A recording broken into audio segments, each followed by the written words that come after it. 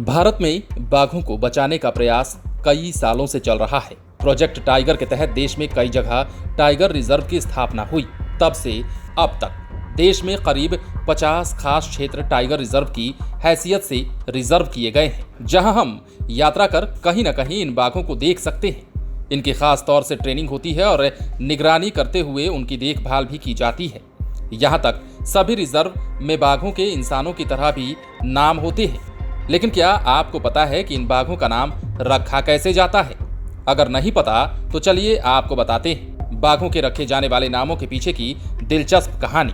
अगर आप किसी टाइगर रिजर्व या कोई नेशनल पार्क में सफारी के लिए जाएंगे तो वहां आप माया को जरूर देखिएगा। वहीं माता राम के जवाब नहीं जैसे कई तरह के संवाद सुनने को मिल सकते हैं। इन संवादों में जो नाम है वास्तव में वे किसी और के नहीं बल्कि किसी बाघ या बाघिन के होते हैं। मजेदार बात यह है कि इस तरह के नाम बहुत सामान्य बोलचाल में भी इस्तेमाल होते हैं, जैसे किसी जान पहचान के व्यक्ति के बारे में बात की जा रही हो।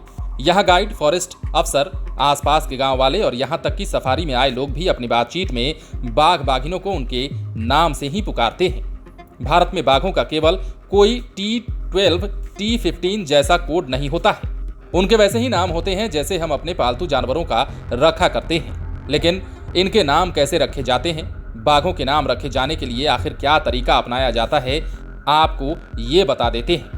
दरअसल कई बार बाघों के शरीर के निशान के आधार पर ही नाम होते हैं, जिसके जरिए वन विभाग के कर्मचारी इन्हें पहचानते हैं। तो वहीं कई बाघ अपने किसी विशेष गुण या फिर उपलब्धि की वजह से खास नाम अर्जित कर रहे होते हैं। कुछ नाम जहां कॉमन इंसानी नाम होते हैं तो कुछ अजीब से नाम भी लगते हैं। अगर हम इंडिया में बाघों के नाम रखे जाने की परंपरा की बात करें तो इंडिया में बाघों के नाम रखने की परंपरा की शुरुआत का श्रेय राजस्थान के रणथंभौर नेशनल पार्क की बाघिन मछली को जाता है। मजेदार बात यह है कि इसका नाम मछली की वजह से नहीं बल्कि एक मगरमच्छ को मारने की वजह से पड़ा था। और तो और इसकी मां के गाल पर मछली के निशान थे और उसका नाम भी मछली ही था। जब एक न्यूज चैनल की टीम मां मछली की डॉक्यूमेंट्री बनाने रणथंभौर पहुंची थी तब तक मां मर चुकी थी और बेटी को मछली का नाम मिल गया था। आपको बता दें कि मछली की साल 2018 में मौत हो गई थी, लेकिन उसकी जगह अब उसकी पोती एरो हेड उर्फ जूनियर मछली ने ले ली है। इस बाघिन के माथे पर तीर जैसा निशान दिखाई देता है, जिसकी वजह से इसे यह नाम मिला है। इसकी मां का नाम कृष्णा था और कई जगह इसे मछली जूनियर के नाम से भी संबोधित किया गया है। अब उसके इलाके पर उसकी बेटी रिद्धि का कब्जा है। आपको जानकर यह भी हैरानी होगी कि टाइम टू टाइम बाघों के नाम में बदलाव भी होते रहते हैं। जैसे मध्य प्रदेश के पेंच टाइगर रिजर्व में T15 बाघिन का नाम कॉलर वाली पड़ गया था, क्योंकि उसके गले में रेडियो कॉलर लगा हुआ था, जिससे उसे ट्रैक कर उस पर निगरानी रखी जा सके। उसने अपने आधे जीवन काल में 8 बार कुल 29 बच्चों को जन्म दिया था, जो कि एक विश्व रिकॉर्ड है। उम्र बढ़ने के साथ ही पेंच में उसे माता राम कहा जाने लगा था।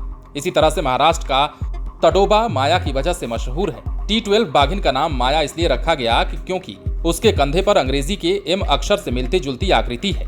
माया पर्यटकों में खासी लोकप्रिय है और हर पर्यटक माया को जरूर देखना चाहता है।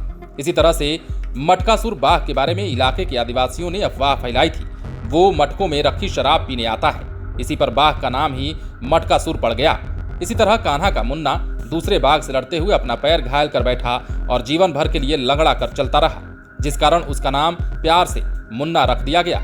इस तरह हर बाघ के नाम की कोई ना कोई कहानी होती है।